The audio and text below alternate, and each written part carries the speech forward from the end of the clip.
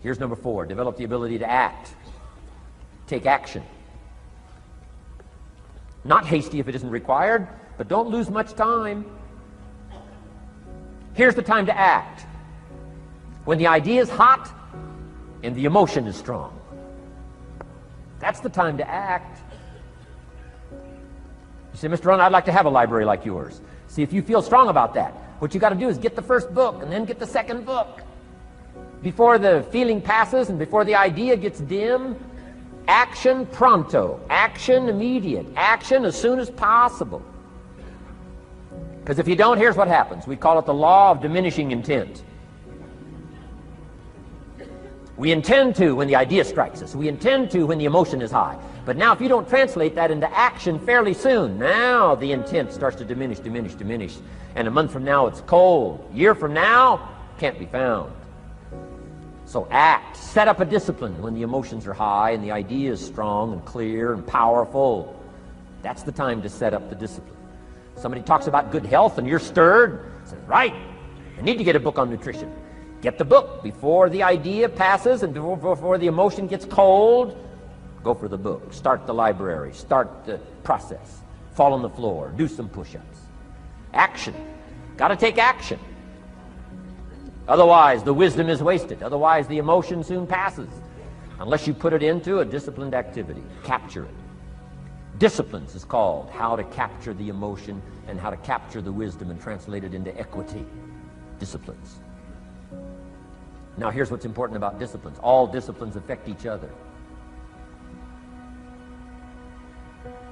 In fact, here's a good philosophical phrase. Everything affects everything else. Nothing stands alone. Don't be naive in saying, well, this doesn't matter. I'm telling you, everything matters. There are some things that matter more than others, but there isn't anything that doesn't matter. Okay. We all pity the man who says, well, this is the only place I let down. Not true. Key to take home. Every letdown affects the rest of your performance. Every letdown affects the rest. This is part of the educational process on personal development. If you don't take the walk around the block, you probably won't do the apple a day. If you don't do the apple a day, you probably won't start building your library. If you don't build your library, you probably won't keep a journal, and you won't take pictures, and then you won't do this, you won't do wise things with your money, won't do wise things with your time, won't do wise things with your possibilities and relationships, and the first thing you know, 6 years of that accumulated, and we say you have messed up. So the whole key to reversing that process now is to start picking up these disciplines. Now here's the positive side. Every new discipline affects the rest of your disciplines. Every new one affects the rest. That's why action is so important. The least action, the smallest action.